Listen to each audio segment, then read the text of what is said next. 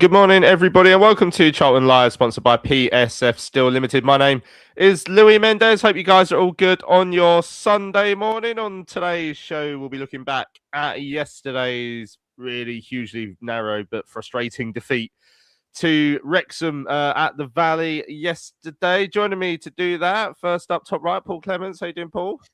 Yeah, I'm fine. Thanks, Louis. Morning, fellow addicts. Yeah, I'm all right. I'm still a bit frustrated, but we'll get into that. And by the end of this show, hopefully it'll be out of my system and I'll be looking forward to Birmingham next week. Yeah, hopefully we will try and do our best. Also, bottom of the screen there is Ben Clegg. How you doing, Ben? Hello, mate. Good morning. Yeah, all good. Thank you. I won a little competition yesterday with Mean Time / The Dial.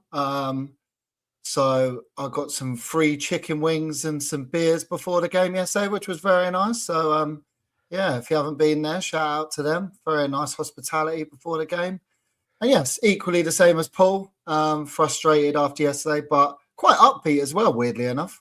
Yeah, I didn't realise we were dishing out free advertising on the show now. You're easily bought with some chicken wings and some beer, but there we go, right there. So on today's show, as I said, we'll look back at the game with Wrexham yesterday. We're going to hear what turned out to be the only goal of the game somehow from Charlton TV. We're also going to hear from the Addicts boss, Nathan Jones, as well, and from Lloyd Jones, the Charlton defender. All the Joneses, we're keeping up with them on today's show. We also want to hear from you guys as well. Morning to everyone who's joining us live in the chat. Sam in there straight away says, massively frustrating game where we weren't clinical in the final third, especially when we're missing from 2 yards and lacked any ideas. Thank goodness the other results went our way. Yeah, let us know your thoughts on yesterday's game. You can do what Sam did, go in the live chat and put a message in there, or you can email us studio@charltonlive.co.uk, or you can tweet us at Charlton Live as well. Give us your thoughts on yesterday's narrow defeat against Wrexham, a game, Paul, that we never ever should have lost, really. We had so many chances, so many moments where we should have been 2 up before we conceded. We should have equalised at some point in the second half. I thought we did right at the end when Okonkwo made that excellent save from Carey, and it ends up being a really frustrating day after one of our more positive performances of sort of recent weeks. It's funny, isn't it? Like, we were dreadful at West Brom on Tuesday and get a point, and we actually played pretty well yesterday and get nothing. Yeah, it's the way football goes, unfortunately. But going into the game, I mean, ordinarily, every game I go into, I'll either predict the score or whether we'll win, lose, draw, etc. And I wasn't sure what to think yesterday, knowing that Wrexham have been in really good form. They're competing for their playoff place. They seem to be scoring goals for fun. And so with us not knowing whether or not Lloyd Jones would play, etc., I was just all over the shop in terms of knowing what we'd be like. And similarly, as you've just referenced, Louis, I mean, the West Brom game was such a poor performance. Pompey at home, that previous home game prior to the Southampton away game too, was poor. So I suppose I came in with some trepidation but uncertainty. And then what we saw unfold was arguably our best performance in quite some time. We competed with them. We made life difficult for them. And we handled them well defensively. So all things being equal, you'd think we'd get something out of it. But we were just so shot shy. I mean, bearing in mind how many chances we created, how many crosses came into the box, etc. I mean, we just couldn't get the ball on target very often. And when we did, we got an absolute worldie from their keeper, which was equivalent to another goal as far as I'm concerned. It was such a cracking save from Carey late on. So overall, it became a very frustrating experience because we knew what we deserved. But if there's anything to take away from that performance, from my perspective, is that we were able to step up to levels that we haven't seen in recent weeks. And when you look at it in the context of all the teams down toward the bottom of the table, that did not look like a relegation threatened side or performance whatsoever. We looked like a side that was mid-table and was looking relatively comfortable in parts of that game. And that's credit to the whole team. And all we've got to believe is that on the basis that we're above a point a game and we probably need less than a point a game over the coming weeks, we'll get there if we continue to perform like that. But we've got to get consistency in the system because, I say, the previous few games, regardless of the draws that we'd picked up against West Brom and Southampton, we weren't looking convincing at all. We were looking poor. So we've got to try to get to the levels that we got to yesterday, but be a bit sharper in front of goal. Yeah, and Andrew shares that sentiment, says, morning all, play like that from here on in will be okay. The chances will go in on another day. Our resident Birmingham fan, John's joined us as well, said, morning all, was hoping for a favour from you guys yesterday. Well, we couldn't provide you one yesterday. Hopefully we won't provide you one next week, but we'll see. Right, let's have a listen back to the goal from Charlton TV. Brownie was alongside Greg and Tell. The Kenyan as the ball's inside to Doyle. Cross headed away by Jones, only as far as Rathbone with the effort, and it's a brilliant finish from Ollie Rathbone. And despite being second best for the majority of the half, Wrexham have taken the lead with a brilliant finish. I was just about to say, we're going to rue these missed opportunities because, you know, you look down at the benches and they've got so much strength to come on in terms of attacking players, but they don't require it when you've got that quality in your side. He's known for it as well. This isn't a one-off Rathbone. He picks up balls at the edge of the box on multiple occasions and finds the back of the net. What I love about that one is how technical that was. And how on earth did he get the accuracy off of that short backlift under pressure from defenders with a touch that was just getting away from him? It's a wonderful finish from Rathbone, and it's nothing like they deserve. Charlton have been the better side and have created 2 or 3 wonderful opportunities, and that is certainly against the run of play. Yeah, it certainly was. I mean, a minute before that, we should have got ahead with that chance from Harry Clark, and we had plenty of them yesterday, but it was the goal on the half-hour mark that won it for them from Ollie Rathbone, edge of the box. And try as we might, we could just not find that leveller in that second half as well, Ben. What do you take from it? Or do you take it as well, that's a positive that we played well and there's an indication that there's a movement there, or is it another sign of we don't score enough goals? Like, we need to put the ball in the back of the net? Because if we scored twice yesterday and won it 2-1, we'd be coming out saying that was our best performance of the season. Yeah, I think it really highlighted the weaknesses in our squad, didn't it, yesterday? That we haven't scored many goals this season. They are one of the top scorers in the league, so we can take credit that they only scored 1 yesterday and didn't really trouble us throughout the game. You can't really say Man United had anything to do really, apart from that chance. And what a great goal it was from him. You have to put your hands up and say, what a finish to chest it, 1 foot to the other foot and put it into the corner of the goal. It was a great finish, and we had enough chances, as you said yesterday, to put the ball away. And apart from that chance at the end, Okonkwo didn't even have a save to make, did he? We didn't get it that close to goal. We seem to want to take 1 too many touches before bearing down on goal, which was a shame. But again, that's been our problem throughout the season, hasn't it? Our defence has been good this season. We've been up there for clean sheets, but it's kind of finding the right partnerships to try and get the best out of this squad. See, Lyndon Dykes is a mainstay now as the main striker. I don't think it helps. 1 minute he's got Liban up there, the next minute it's Campbell. He's just finding it hard to get a partnership going with different players. Obviously, yesterday we went a little bit more attacking as we had Berry playing alongside Carey behind the 2 up front rather than Doc and Cody, which gave a bit more of an attacking threat, and that showed in that first half. We looked lively. We opened them up quite a few times. But yeah, it was just a shame we couldn't seem to. Well, we had the wrong players in the positions taking those chances, i.e., Harry Clark, and then Kane Ramsey was in a good place at one point as well. But yeah, it's just I take positive. As I said after the game, chatting to people in the bar afterwards, I wasn't as downbeat. Maybe because those other results went our way yesterday. I think we had the chance to have a 10-point gap, which would have been massive. So we went into it in a positive feeling, although obviously Tuesday night's game wasn't much positive to take from that. So maybe that came into my thinking. I thought I wasn't too down because the other results went our way. If the results stayed the same and see in our game and changed in the other games and we suddenly had a 4-point gap, maybe I would have been a bit more annoyed that we didn't take those chances yesterday. But I was impressed away the reaction from that Blackburn game, from the West Brom game, was that we created more chances, moved the ball a bit more quicker. Sonny Carey was on the ball a lot, making things happen. That was positives to take from that. But just highlight the weaknesses that we're just not great at scoring goals. Yeah, and it was so frustrating that we actually looked at a decent side in terms of possession. It felt like, I mean, I'll put it to Nathan Jones, it felt like they were a lot braver on the ball yesterday and played some passes. I've got a few theories as to why that was, and maybe we'll go into those in a bit. The goal we did concede. So Collins Sechenje, who came on for Reece Burke quite early on and had a brilliant game overall, but he did get beaten a little bit on the left hand side, the Wrexham left hand side.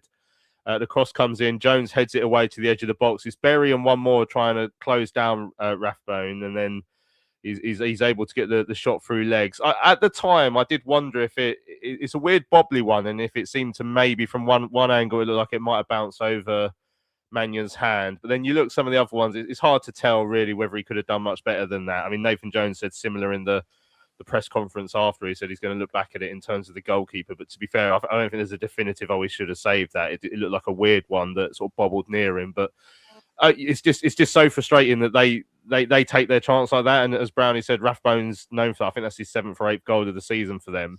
And we just didn't. And yeah, you always look at moments we could have closed him down better, or we could have stopped the cross, but it went in. And that's the annoying thing, because our chances didn't.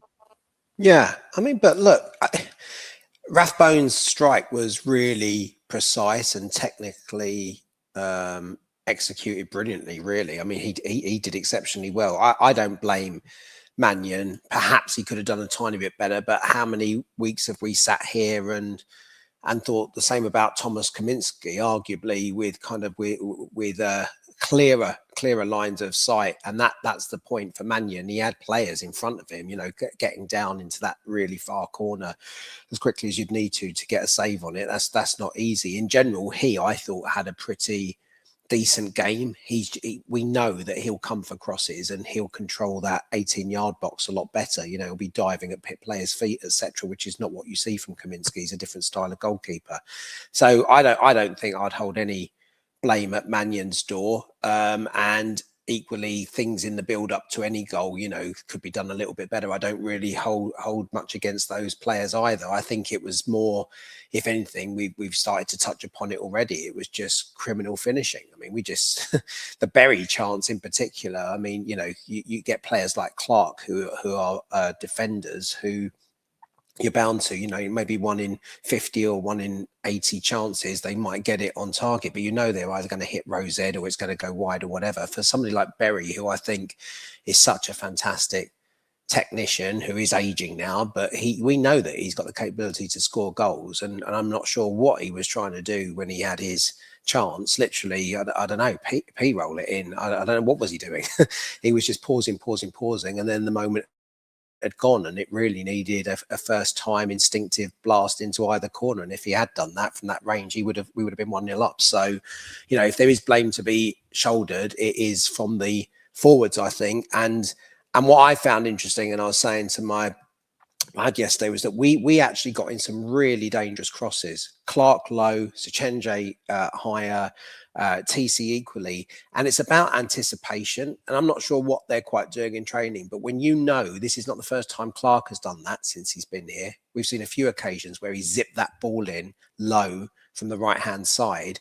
So surely they got to be working harder and more on breaking into that side of the goal to have them take a chance. And it was easy for the defence to clear it in that moment, and equally with Sechenje's cross, it just wasn't anticipated. So again, the defenders got it out. So I do think there's something about either a bit of lacking confidence up top, or the way in which they're focusing more on defence and being solid, etc., than they are on the flair and the attack. I don't know what it is, but they need to get sharper, because that is the one area of the pitch that could end up hurting us come the end of the season if we don't sharpen up. We need a goal or two so that we can convert what are narrow defeats into a draw. As in fairness, we did that the last 2 games, but against West Brom, arguably against a really poor side, much better against Southampton. But we need to pick up 3 points and just give ourselves the breathing space. Just keep that ratio above a point a game, because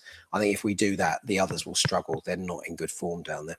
Yeah, Sam saying that he's feeling much better after yesterday's loss than I did after the draw with West Brom. Yeah, funny enough, I was thinking, I generally think there was a bit of a better response yesterday than there was after we beat Sheffield United. Like, that's how much the performance sort of takes well, people sort of take that into account when they're looking at the overall thing. But it is annoying that obviously all those sides below us lost, and there was an opportunity again just to step a little bit further away. There's been a few of those recently where we played sides below us like Pompey and West Brom, and yesterday where sides have been beaten and we haven't quite taken it, but it was annoying. Yeah, Mark said it was criminal from Coventry and Bury to allow Rathbone to get the shot off.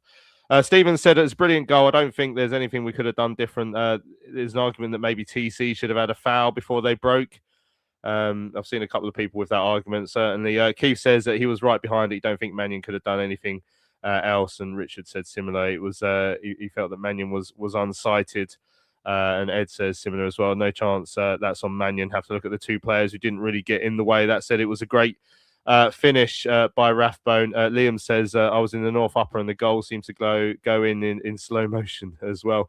I mean, it came a minute after one of the biggest chances we had, but it was a game littered with chances by us, Ben. And in that first half, 2 or 3 massive moments before we conceded. I mean, the Bury one we spoke about as well. It was a really nice move. This is the first time you're sort of seeing us start to play it through the thirds and actually play some really nice stuff. So it all came from Collins playing out from the back.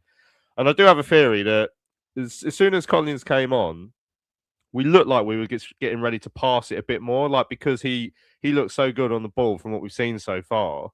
It just seemed to add some more confidence into others, and he plays progressive passes into the midfield that allowed them to actually move it around. And it all started with his ball up the pitch. It went all the way to Dykes, but he turned it around the corner for Carey, and then TC has fed in this lovely ball to Bury. And you'd fancy Bury to get his shot away quite soon. He felt the need to chopped it slightly too far, and then by the time he has hit it, I think Kabore he got back and blocked it. But with Luke Bury, obviously hasn't started many games recently, but for all his different elements of his game, one thing you sort of expect him to do is score goals, and that big chance came from yesterday and he was unable to take it. Yeah, Luke Berry last season, you would have banked on him scoring that, wouldn't you? He scored a lot of goals for us in those similar positions, right place, right time. Finds himself in a good position. As you said, TC did well to pick him out. I thought TC did well earlier on in the half as well, where he did a really good run, took on 2 men, passed it to Dykes, but Dykes couldn't really get it out of his feet.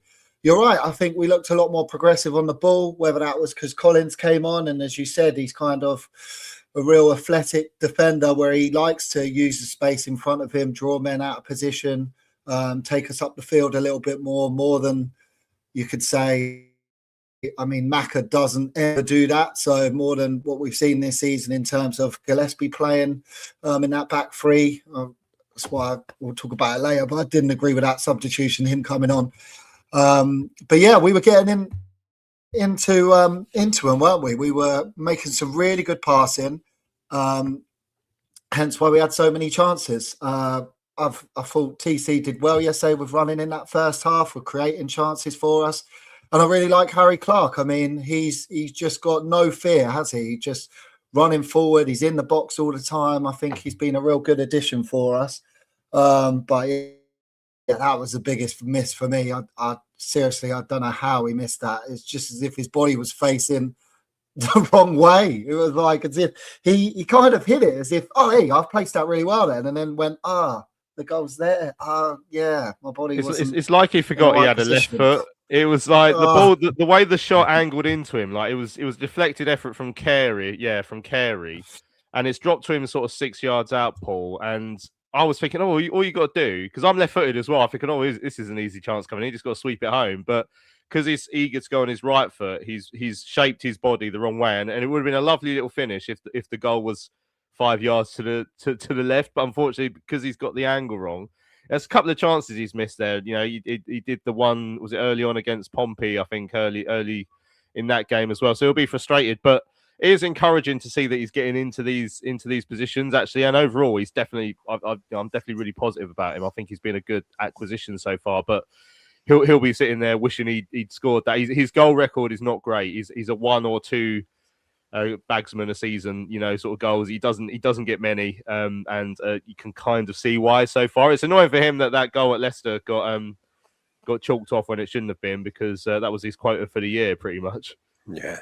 Yeah, poor lad. But as I say, he's a fullback principally, and he seems very comfortable at right wing back, and he puts so much effort in, and he's getting some decent crosses in. So there's a load of good things about what he's doing for us, as a lone player at our club. So I've got no complaints about him. And yeah, getting sharper with the shooting. We may remember, I mean, Thierry Small. I mean, he got a couple, but there were a whole bunch of frustrating moments we had with him when he was at that right wing back spot when he started, when he was, getting into positions but shooting way over the goal and whatever. It's all in the context of where we find ourselves in the result. If we'd won it 2-1 or 3-1, it would just be another moment in the game. The problem we had yesterday is that we created a lot of chances, I think 10, 11, 12 of them in the game, very few on target. Carey's obviously that was saved.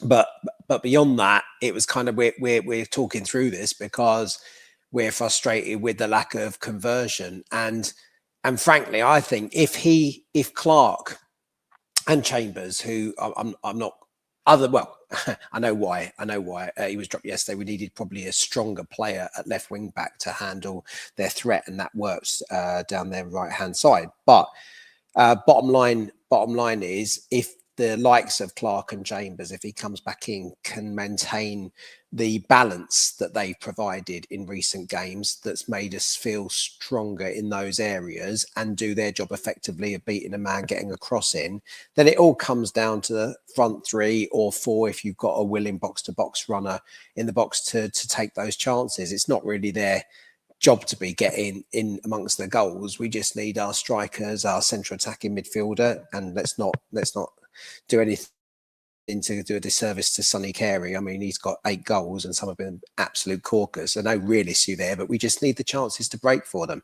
And when they do, then take them clinically and not sky them over the bar or head them over the bar or whatever. So that's where I see it. And I think, just need to keep Clark suitably motivated. And you mentioned it there. He does make me laugh so many times. He really, you got Nathan Jones barracking the players all the time. He gives it out a lot. I don't think he quite likes it when he gets it back, but he has got something about him in that he knows what he wants to do, and he's got expectations of the players around to work hard. And again, a little bit like Connor Cody, you need those type of characters to get everybody's kind of performance up. And so he has an awful lot of value. So we won't hold his miss and his irregular body shape against him too much, I don't think. Yeah, Roger, the Wrexham fans joined us, said, we played one of our worst games of the season. I do think you're unlucky not to get at least a point. Yeah, that's certainly how we're feeling. Well, you make your own luck in terms of the finishing. So, Rankin Costello came on for Berry at half time. He said, Nathan said something really interesting to Rich on the pre-match presser on Thursday about, because obviously Joe's not really played that much, and when he has at times he's looked good. Obviously, like I think he hadn't played since Millwall when he looked bad along with everyone else, but he sort of spoke about how he's almost one for the future in terms of when we adjust our playing style a little bit.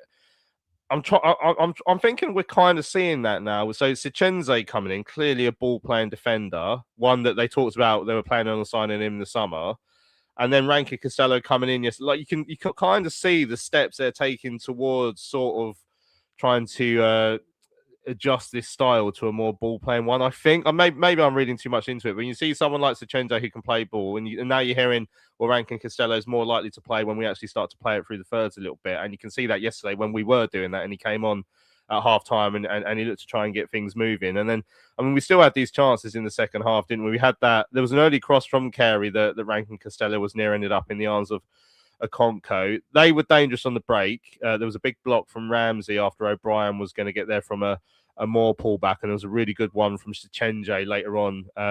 Again, I think it was O'Brien that was blocked after it was a 3-on-2, but the chances were coming, weren't they? And it was just so frustrating. Like the Dykes cross that was headed over by TC. We chucked on more strikers. We had 4 strikers on the pitch at one point when Leeburn and Kelman came on for Coventry and Bell. There was a shot that deflected wide almost immediately after Leeburn came on for Carey. Leeburn held it up. Leeburn volleys over at the near post. Sichenze volleys over at the near post. And that one in the 90th minute, Ben, I was out my seat from where I was. It'd gone through bodies from Carey. And you could see that Okonkwo had got like a really good save onto it. It's just in the split second, the angle from where I was, it looked like it was just still going to creep in.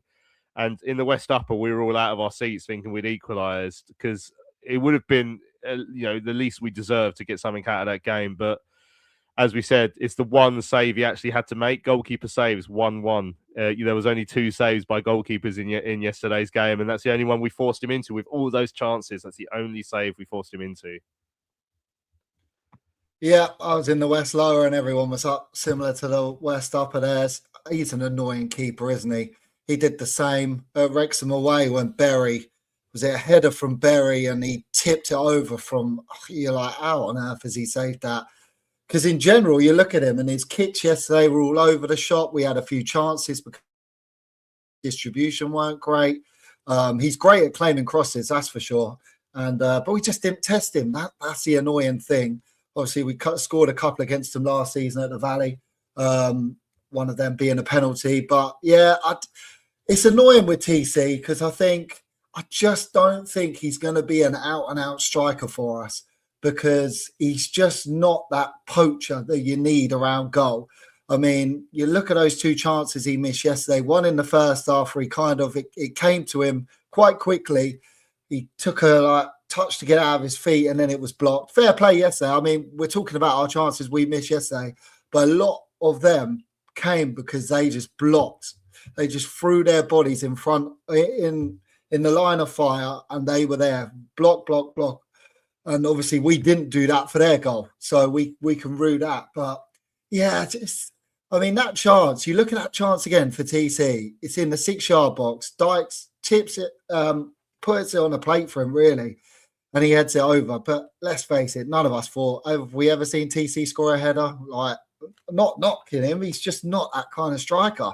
He's someone who gets on the ball, draws us up the pitch, which is frustrating. As I say, I keep saying, we're just not getting partnerships going up front at the moment. So if Dykes is winning the ball, there's no one gambling. There's no one going, I know where he's going to hit that, because they're not playing with him regularly enough. And hence, I go back to what you said earlier with Rankin Costello being a bit of a ball player. I mean, he dropped yesterday into the box to receive goal kicks from Mannion, but no one else was like, oh yeah, of course Joe's going to do that. I'll come near him and then we'll work our way up the pitch. Rankin Costello was having to run for a while for anyone to really notice what he was doing, to create any phases going forward. And there was one where he nearly put us into trouble. He tried to, no one's coming near me, I'll quickly do that ball, and then he lost it and then lost it again, and we got out of danger. So I think that is our main problem, trying to change that style of football. We haven't got a relationship, the partnerships to kind of play that way yet. But as you said, we had those chances. You have a Miles Lieberman that's should have tested the goalkeeper from that volley. It's a decent chance. The TC header, that's a huge chance.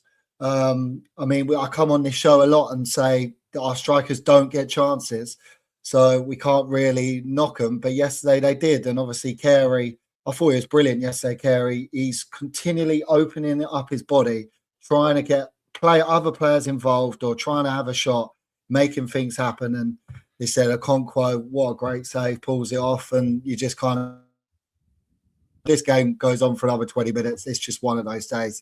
We're not going to score after that save. But positive that we created chances, but just, frustrating. I think it will get better if you get partnerships going, if you get other players playing with each other up there. But, for now, we just, that's what my thing would be for the Birmingham game, just trying to stick with the same team and hopefully it clicks a bit more. Yeah, well, that's what we need, hopefully. Keith said TC isn't a striker. We need to find a front two that works and put him out wide. Liam says the sitters that we missed yesterday would have kept me up at night if I wasn't so drunk. There we go. That's one way to get through it sometimes, isn't it? Right, let's have a listen to what the Addicts boss, Nathan Jones, had to say after the game. We've still got loads of your comments, loads of your emails. We'll look at the table. We'll look at where we think we're going to finish this season, all that sort of stuff. But let's hear what Nathan said after yesterday's narrow defeat against Wrexham. Be wondering how your side lost that game today. The level of performance was outstanding, but how we haven't scored 3 or 4, I don't know. never mind won the game, never mind drawn the game, never mind how we've lost the game, how we haven't scored 3 or 4, I don't know, because it was dominant performance. Thought we were excellent, how we moved the ball, limited them just to counter-attacks. And bear in mind, they've got some very, very good players. But in the moments, they do take chances. To be fair to them, I watched them play Portsmouth in midweek, and Portsmouth had all the possession, all the chances, and they were clinical. They scored at the moments they needed to, and that's a sign of a good side. But for us today, our level of performance was excellent. But we had to take chances. If we're going to win games and we're going to punish teams and we're going to, be how we want it, we have to take chances, because they weren't just half chances today. They were clear, clear. Bez's chances is unbelievable. I expect him to score that because that's the player he is. Harry Clark's chance is gilt-edged. TC has a chance first half, Miles has a chance second half, Collins. Sonny Carey, keeper, makes an unbelievable save at the end. I mean, I could go through, the stats said we only had 12 shots. I mean, I couldn't believe that. A more dominant display I don't think you'll see. But we have to, in the moments, we have to take them, because if you don't, that's what happens. How do you become more clinical when you get those chances? Well, it's work and it's personnel and it's personal and stuff. And look, we scored more in midweek from free shots. Today, if we'd been a tenth as clinical, we'd have won the game. But we weren't, and that's just a frustrating thing. But that's the level. I mean, there's hardly a chance they have. Realistically, they've got to the edge of the box. There's 2 people around him. It's scuffed it into the floor. That's gone through legs and it's gone in the corner, and they've won the game from that. And you could say they've defended their box well, but they haven't. We've missed chances today. Miles' chance, TC's header, the keeper's pull off an unbelievable save. He's away from Bez's header, and the keeper's been the difference in that. And just so frustrated, because I want to be in here eulogising about a fantastic performance today, but I'm not. I'm kicking myself because we've lost the game. What do you think was that improvement in the performance from midweek to today, in particular the way they were playing? Well, you must have seen it. Yeah. I mean, we took the game to that wasn't us in midweek. We were poor. We were passive in terms of today. We were aggressive. We were front-footed. They worked hard. I mean, we penned them in, and these are a good side. They're a good side. They think they're top 6 in terms of everything. But we've let them off the hook today, and that's the frustrating thing. And I'm not being disrespectful to them, because they're a good side and they're winning games because they're clinical. They have good individuals in terms of how they play. But we should have won that game today, not lost it. Well, they're a bit braver to play the ball around a bit more today as well. Is that fair? We'd always listen. I don't coach them any different. I haven't coached them specifically this week to be brave and to be. I coach them exactly the same. When they cross the white line, they have to do that. They have to want to get on the ball. They have to be brave. They have to pass the ball. I played in an era where you didn't get coached, but you knew what to do. You knew you had to pass it to your mate. You knew you had to press. You knew you had to stop crosses. You knew you had to do. I didn't need reiterating on that.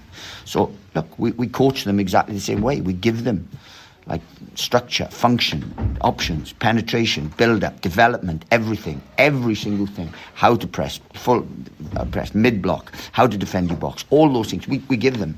It's just then they have to sort those things out. And sometimes it doesn't come off, and that's the inconsistency in professional sport. But as we get better, we'll be more consistent. How's Reece Burke had to come off quite early? Yeah, really frustrating. We just come back. We've been very good with him. We've built him up. Didn't take him and put him on the bench in midweek just to start him today, and then it's just frustrating for the boy, Obviously, with Collins coming in, I've seen 3 games of him now. We're starting to see what the reason you brought him in. He's looking quite decent so far. Well, look, we take recruitment seriously, and he's had to come in, and he's done well. Picked up a little injury today, we think, so we're hoping that's not too bad. But look, we were flat out today. I mean, look, that's a good performance today, and the fact we didn't get booed off showed that the fans responded to that as well. They recognised that we were a good performance. But anyone there today are wondering how we didn't win that game.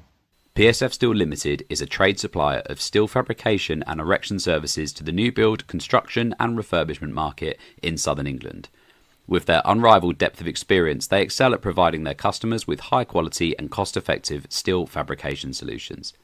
Their customers include national and regional house builders, such as Barratt Homes, Bellway Homes, the Vistry Group and Taylor Wimpey. They pride themselves on their service-based ethos and commitment to customer service excellence, which includes full technical backup and on-site services and support. If you would like more information, go to www.psfsteel.co.uk. That's www.psfsteel.co.uk. Hello fellow addicts, I'm so excited to tell you all about our micropub, the River Ale House. The River Ale House is based in East Greenwich. It has 6 Pub of the Year awards, an ever-changing selection of amazing beer. It's owned by Charlton fans, walkable to the ground in just 20 minutes with buses that go direct to the Valley too.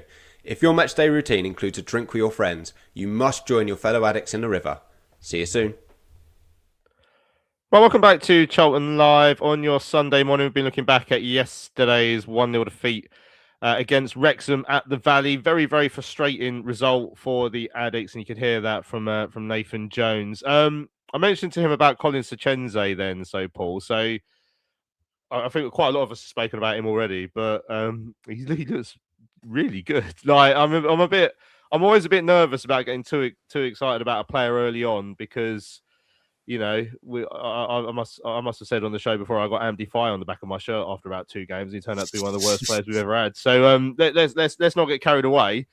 But he started really well. You can see the attributes he brings. I think positionally he looks good. His passing looks really good. He's gone into some good challenges. Obviously, like I say, got beaten for the cross for the goal yesterday. That is going to happen at some point. So, but overall, I mean, that's a really, really positive start for him.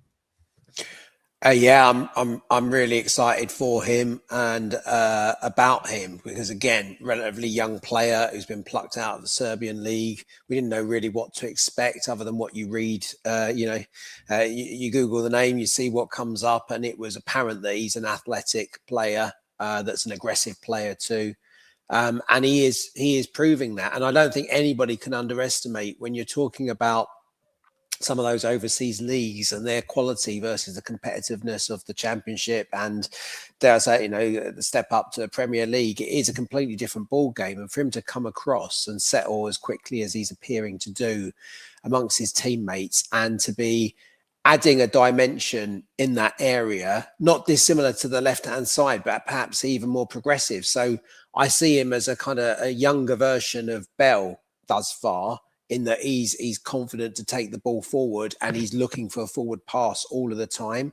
The difference being, I think Bell gets the occasional nosebleed when he passes the halfway line. Collins doesn't seem to. And there were a couple of occasions where he shot past Clark yesterday and then wasn't picked up. So then he came back again. There was only that one real dangerous moment where he got in a fantastic cross late on before he felt something, what appeared to be in his hamstring. So, I think he's got all the attributes you'd probably hope for, certainly at this level, in terms of athleticism, determination. He gets into the backs of defenders. There's been a few occasions already in the short time we've seen him where he's gone with hard tackles that have been clean. That first few moments in his first game, I'm sure there was a bit of nerves in his system, his first game in the Championship. And so there were a few fouls when he played and was marking Cienza from Southampton. But beyond that, since then, I thought he's been fantastic. And Lloyd Jones got the Player of the Match award in the lounges yesterday, but I felt Collins was a little bit hard done by. I mean, I just thought his all-round performance, regardless of Lloyd being a colossal in the centre of defence, was just really, really good. He's given us a new dynamic there. And I'm excited for him, and I want to see plenty more of him, and hopefully he'll develop well, and we won't take anything of his natural capabilities away from him in terms of the way in which we're set up and Nathan wants us to play.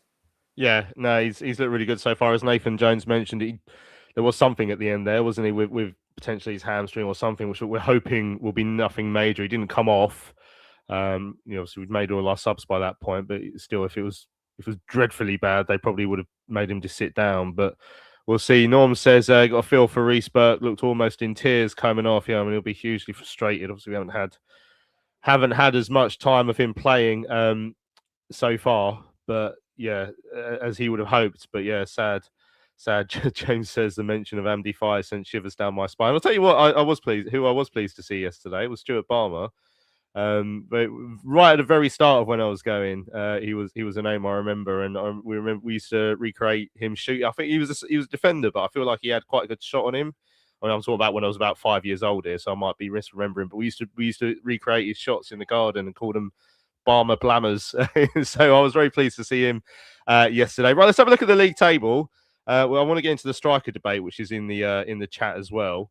But I'll just bring up the league table onto the screen from the BBC website. So we're still 7 points above the drop zone there, Ben. So yesterday was a missed opportunity because before we'd even kicked off, Pompey, Blackburn, and Leicester had all been beaten, and then Oxford were playing West Brom, and we were all saying. I was saying some people were saying draw would be a good result. I said I think an Oxford win would be a best result for us, and that's what we got. And West Brom's fans were absolutely fuming at full time again. It's amazing we made them look like Barcelona on Tuesday night, isn't it? How bad they apparently are. But it's one fewer game to worry about. 7 points gap, 11 points left to go. Every single side below us would want to be in our position. We're in a very, very good position, Ben. That's why I think if it was 4 points, as you said yesterday, or a little bit tighter, then we'd be a bit more disappointed with how yesterday turned out. But because we've got this gap and we're still in a good place, I still feel pretty confident. I think we will get over the line. Is that how you feel? Is there anything that's worrying you between now and the end of the season? Apparently, Alan says that Blackburn are playing West Brom next week as well. So yeah, two sides below us, where only one of them can gain on us, or they can only get a point each. So some big games coming up, but we're in a very, very good place. Yeah, we are in a good position. And I know Nathan always says patience, remember where we were, etc. And I think if we all said at the start of March we'd be 7 points off the bottom three, we would all have taken that.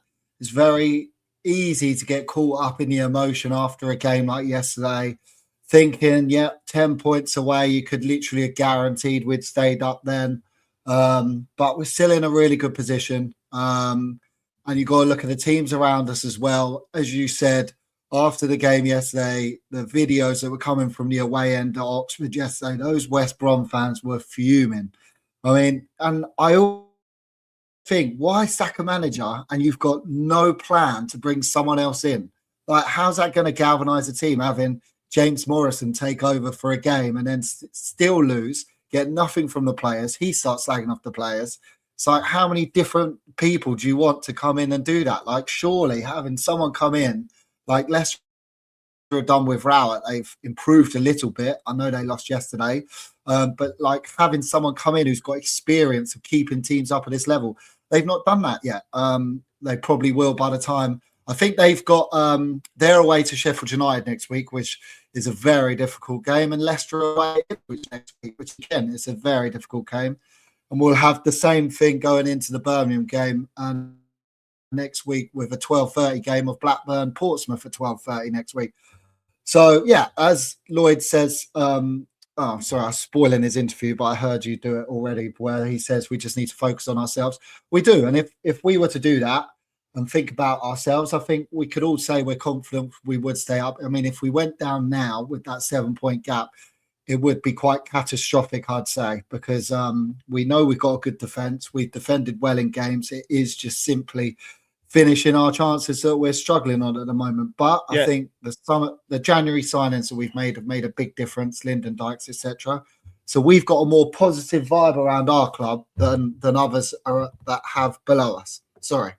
Yeah, no, so and James makes a good point. Like I always get fixated on this as well. Right, it's a 7 point gap. So if that team turns over 7 points, but there's 4 teams below us that have to turn us over, not just one. So it's a 7 point gap, but there's also other teams who have a 5 point gap and a 3 point gap, or whatever. They all have to win that amount of points more than us for us to be in real trouble. And at least one of them ain't going to do it. I mean, like I say, we're a lot of talk about West Brom in there. John was saying that Leicester have the quality to dig out a result, but Baggy's looking real trouble. Stephen said we'll be fine. I really think we will be. I didn't want to point it out, but Alan did put West Bromley instead of West Brom, and everyone's currently debating. I say that West Bromley is a fancy name for Sydenham. I'm fairly confident there's a car dealership in Sydenham that says West Bromley, because I took my car there once, I think. So they're claiming it, but all hell let loose reckons Beckenham is West Bromley. But there we go. So would it be south of Bromley? I can't think. But there we go. We'll worry about that later. Big debate in the chat actually about the strikers who should be partnering Lyndon Dykes at the moment. Some people are calling for Kelman.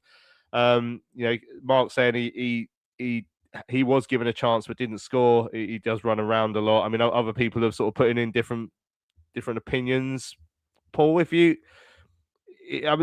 assuming that Dykes is the number one striker now, which I think is a pretty safe assumption, who would you play alongside him to get the best out of our side? I would probably maintain him and TC, who isn't prolific, but at least he drags players around down those channels, and he is a danger man in that respect for us and a hard runner. Kelman, I don't know. I felt he was really coming into his own.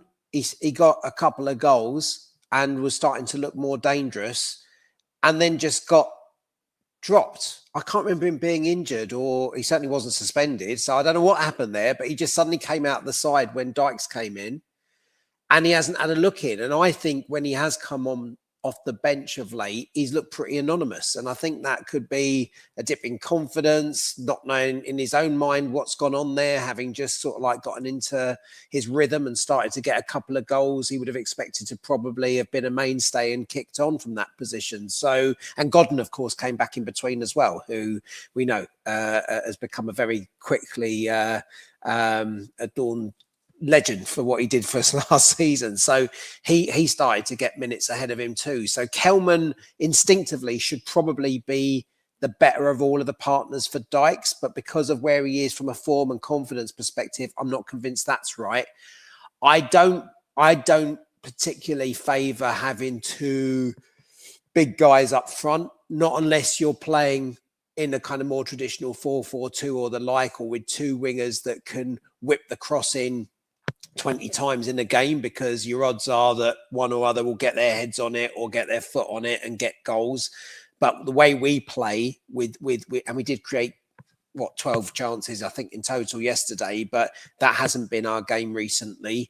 And so if you're playing the odds with far fewer chance creations or crosses, then playing two big guys up front, I'm not convinced works. And so out of all those options we've got available, and I think I heard on the last pod that Godden should be back after the next international break. I think based on what we've got, I would persevere with TC, not least because, as Benji referenced earlier, getting some partnerships going and some consistency in the side is really important. Even if it hasn't clicked so far, when Lyndon and TC kind of really get into the rhythm of understanding one another's games. And I think wasn't it the Stoke game where the flick on came from Lyndon Dykes and TC ran through and scored? I mean, you need more of that. That's the point. You're kind of like, you're not going to get that if you're constantly chopping and changing. So I think come next weekend, and I had to remind myself, I thought Dykes was on loan, but he's not. He signed permanently on a short-term contract in January. So on that basis, I'd play those two up front next week and give Birmingham a go. And hopefully the old haunting of your former clubs comes into play and Dykes nicks a goal. Yeah, I mean, interesting stuff from Chris here. Said, would love to see a comparison of the kilometres covered between Dykes and Campbell. Dykes runs and Campbell stands around and dreams. You need a runner, but Campbell doesn't run. But, I mean, Nathan Jones, in his defence of Tyrese Campbell earlier on in the season, says that statistically Tyrese Campbell runs more than anyone else in the side, and that would be based off a statistic rather than Nathan feeling that way. So I'm not sure if that's right personally. I feel like TC's body language at times gives the impression that he's not running, but statistically he does run. So yeah, I mean, it is interesting. That's something that people think, but I personally don't think that's the case. I thought TC did well again yesterday. We had the absolute classic yesterday of who was it who said, maybe Tash or someone in our group said, someone I know from Wrexham said that TC looks a real danger, and we get that every week without fail. And I responded to the group saying, get that, because they see him once and they don't see what we see every week, which is just take that next step and add that final product, which is, again, I think that's fair, but I don't think it's a coincidence that every week opposition fans says, "Core, that Campbell looks dangerous," without them having seen him every week and know that he needs to take that next step. But yeah, I really wouldn't chuck the baby out with the bathwater with TC. I still think there's something there, and he gives us something that a lot of other players in our side don't. So yeah, but it's interesting stuff. John, So John's giving some good advice for next week. John, can you drop me a DM on Twitter, because I want to get you on as our Birmingham guest for Thursday, if you can, please, mate. When you came on last season as well, it was good. So just drop me a DM so I can find you again, because I just tried to search and it wasn't coming up. But anyway, let's have a look at a couple of emails. McSquared said, once again, it was poor finishing that cost us. We are a better side than last season, but thanks to their financial clout. So our Wrexham, nothing wrong with that performance whatsoever, just our wastefulness in front of goal. Unfortunately, we are now just going to have to suck it up until the summer and hope that we can improve our squad again, especially in terms of attacking options. I'd said the Wrexham match was a free punt as far as we were concerned. The defeat was always the most likely result. At least we didn't lose any ground to the sides immediately below us in the table anyway. So it's on to the next match. So, I mean, it's interesting as well, the point that the McSquared there makes about improving our squad, especially in terms of attacking options. So I did ask Nathan yesterday, how do you become more clinical? And one of the things he immediately said was personnel. So that's interesting. Like there's clearly an understanding. As I said about I really want to buy into what he's been saying about the side evolving, and I honestly do feel that when you see Colin Sachenze, a ball playing defender, coming in, and this talk about Rankin Costello, who's much more of a ball playing midfielder, coming in, and he sort of said to Rich that it's all on Rich's Substack if you want to check it out, about how he'd be more involved when we evolve into a more sort of ball playing side, but at the moment we need to sort of stodge the midfield. He didn't say it in exactly those words, so I am sort of clinging on to that. We have to get there, but there will be this evolution process. We have to get it right, obviously, and there is lots of arguments in the chat about how maybe the summer window didn't go great for us when you look at some of the players we've signed not being with us at the moment, not playing much. But that is something that we will need to do to take that next step if we stay up, which I think we will. Yeah, I think it will be an interesting summer to see what happens to this squad evolving. As you said, in the background, you're slowly seeing things happen in that regard. And then, like, we can look at the chances missed yesterday. I mean, in League One, we probably would have had about 12 more chances and won the game. Or the defence we come up against wouldn't have been good enough. So you can kind of carry players from League One to the Championship, knowing that they've come off the back of a good season, but slowly that whittles out. And they lose confidence. They're coming against better sides. We're being found out a bit more as a side. And then you start to see the real impact these players make. And I think sometimes, I know we don't like it. You don't really entertain and tick-a-tack of football. But I think we set up as a team to not lose a game. We set up to try and draw the game, be physical, high press, not really create many chances, but we bank on other teams making mistakes, or as we kind of did yesterday, we kept sending long balls in there, although they were a very tall side, but we were banking on them heading it away and us being around the box. So I think, as Nathan's said before, I think we will start evolving into a side that I think Wrexham did very well yesterday, that they moved the ball around very quickly, got the ball out to the wings. That Kabore is always a nuisance, a very good player, and getting more players that can kind of take us up the pitch quicker.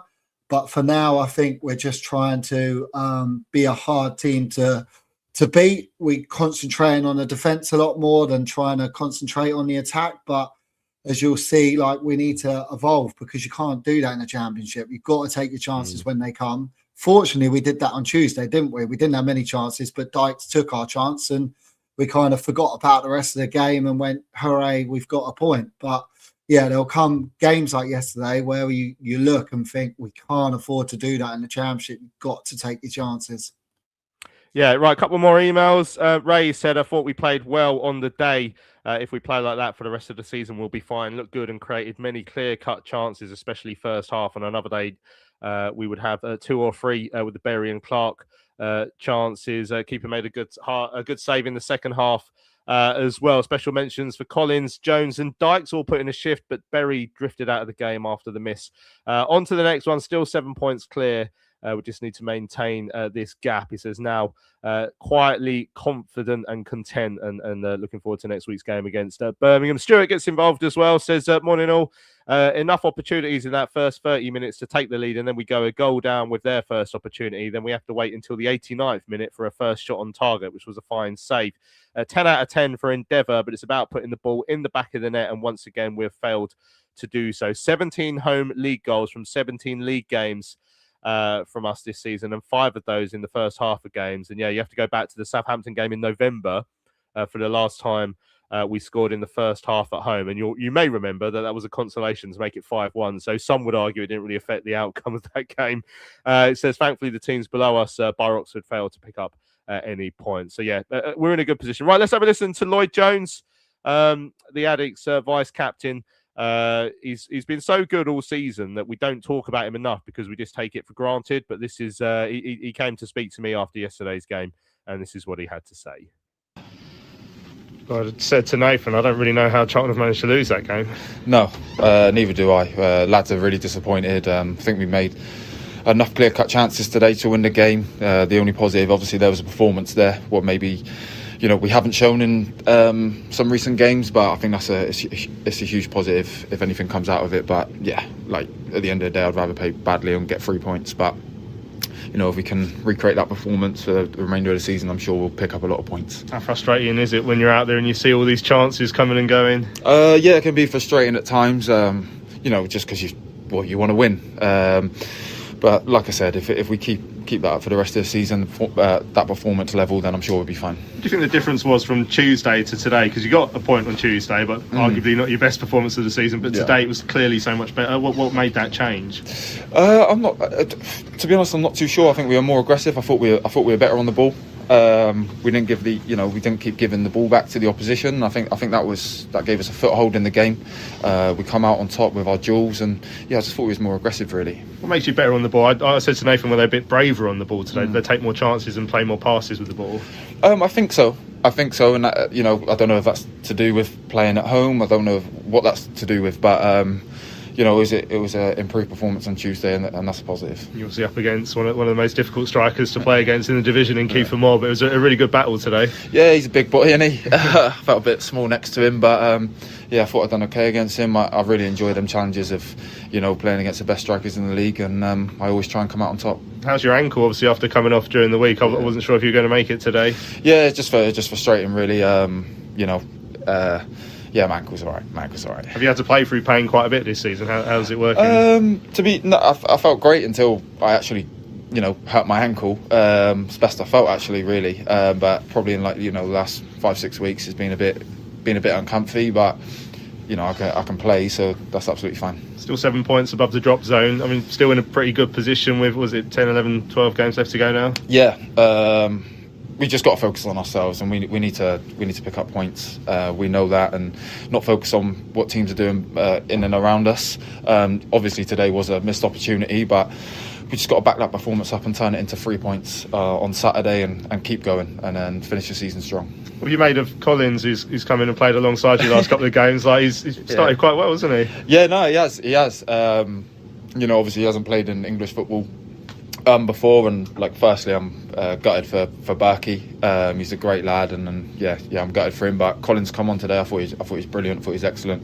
Shows what he's capable of, and it's like athleticism. So I really like him from what I've seen. Yeah, he looks quite good on the ball as well, so that helps that sort of passing out from the back. Yeah, definitely, and I think we've done that all right today. It's just about being a bit more brave and a bit more patient maybe sometimes, and we work on it religiously in training, so we just need to put it out on the pitch on a Saturday, and we haven't always done that this season. I know it's new to a level for some of us, but just got to be brave, and I'm sure we'll pick up points on the way. Nice to have a week with no game this week, no midweek game. Yeah, I'm buzzing. I'm buzzing more than anyone, but it's still a big week. Leading into Birmingham was another huge game, so we'll make sure we train properly and then ready to go on Saturday. There we go. That's Lloyd Jones speaking to me after yesterday's 1-0 defeat against Wrexham at the Valley. I mean, he's so good for us. He's such a big player and he's such a big character. I think there's so much to love about Lloyd Jones, Paul, and his step up into the Championship. Because, he mentioned it yesterday, some of them ain't really played there much. He played 5 games there for Luton quite a long time ago, but he's not been overawed at all. And I just love him. I think he's so good for us, and he's got such great characteristics around the place as well. He's just a big part of what we're about, a massive part, one of the biggest parts. Yeah, he's a really determined character, isn't he? And he's played through. If we think about the end of last season and through this season, I have no doubt he's played with knocks and aches and pains. And certainly, I remember coming away from away games last season, and if Josh and I were there quite late after the game, his ankle or his foot would be in a strapped in ice. I mean, getting onto the coach, he's that type of lad. He's determined. He's giving his all every single game. I think for the, I might be wrong. I haven't caught up with it in the last week or so, but for the EFL fantasy league, he's been the top defender all season. And that's on the basis of the number of clearances he's made, important blocks, all the rest of it. And I think it was kind of all of that was epitomised in his performance again yesterday against arguably the best striker in the league in Kiefer Moore. Kiefer Moore kind of gave up after, I think, the first 20 minutes and thought he'd have a go at heading the ball against Achenje when he came on, or on the other side with Bell, because he was getting no change out of Jones whatsoever. And so he has become an absolute linchpin. Thankfully, we had him back and fit, and he was able to play through yesterday. I hope that's the same for the rest of the season. And the only thing I look at when you look about, we've discussed a little bit this morning about the team evolving and stuff like that. What worries me is that we've been fortunate this season. Most of the season he's been fit. If he has a spell on the sidelines next season, we've absolutely got to make sure that squad's evolves. You've got somebody of similar competence, not necessarily equal, because I've just said he's kind of appearing like the best defender through fantasy league points this season. But you need somebody of a similar ilk so that we don't find ourselves in desperate trouble if he has any extended period out of the game next season. So yeah, he's been absolutely fantastic, and I'd imagine he's odds on and Kerry quite close behind him in terms of player of the season, because he's really put all the stops out there. Yeah, unless it's a public vote in which anyone can vote in, at which point Colin Achenje will win by an absolute landslide. But if the Kenyans find that vote, I mean, it's over, isn't it? But no, he's been good. Lloyd's been great. It's defensively, we've got some good ones back there, haven't we? Right, we're going to leave it there. We've gone overtime actually, but massive thanks to everyone who's joined us this morning on the show. Hope you've enjoyed it. It's